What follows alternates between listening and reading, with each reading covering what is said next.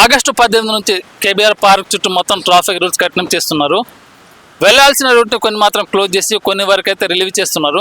ఒకసారి మీకు ట్రాఫిక్ ఆ రూట్ క్లియర్స్ ఒకసారి చూపిస్తాను మీకు.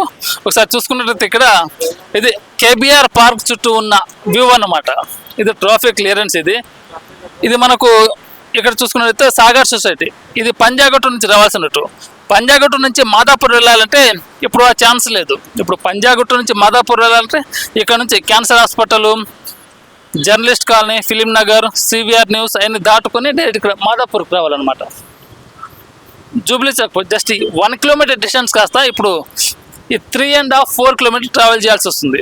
జస్ట్ 1 కిలోమీటర్ డిస్టెన్స్ కవర్ చేయడానికి 3.5-4 కిలోమీటర్. అంటే ఇప్పటికే ఫ్యూయల్ రేట్లు పెరిగినాయని సామాన్య మానవుడు భయపడుతుంటే ఈ జర్నీ కాస్త ముఖ్యంగా సాఫ్ట్వేర్ ఎంప్లాయీస్లకు ఇది కాస్త భయాన్ని కలిగించే విషయం. ఇది ఇప్పుడు పంజాగుట్ట నుంచి మాదాపూర్ వెళ్ళాలని జస్ట్ 1 కిలోమీటర్ వెళ్ళాలి. కానీ ఇప్పుడు software employees, IT corridors, Gachibowli, Nanakram కూడా అటు సైడ్ వాళ్ళు జూబ్లీ చెక్ పోస్ట్కు 1 కిలోమీటర్ వెళ్ళిపోతారు. కానీ ఇప్పుడు పంజాగుట్ట నుంచి ఆ చుట్టూ తిరుగుకుంటా 4 కిలోమీటర్స్ ట్రావెల్ చేయాలన్నమాట.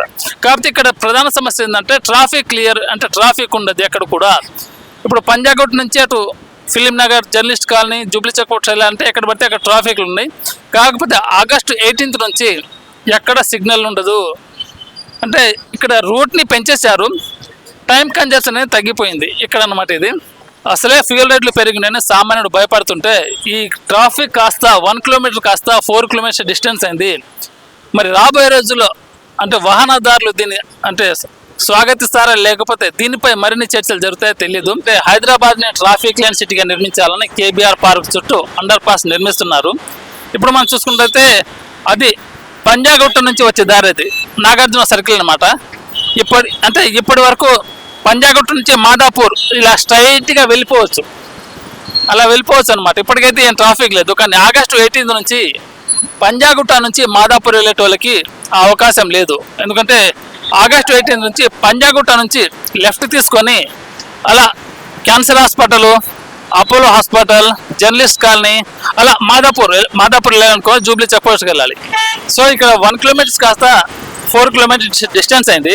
ఇక్కడ మనం మాట్లాడుకోవాల్సిన సమయం ఆసనం ఏంటంటే పంజాగుట్ట నుంచి వచ్చే వెహికల్ ఇప్పుడు సాధారణంగా మాదాపూర్కి వెళ్ళాలంటే 1 కిలోమీటర్ పడుతుంది.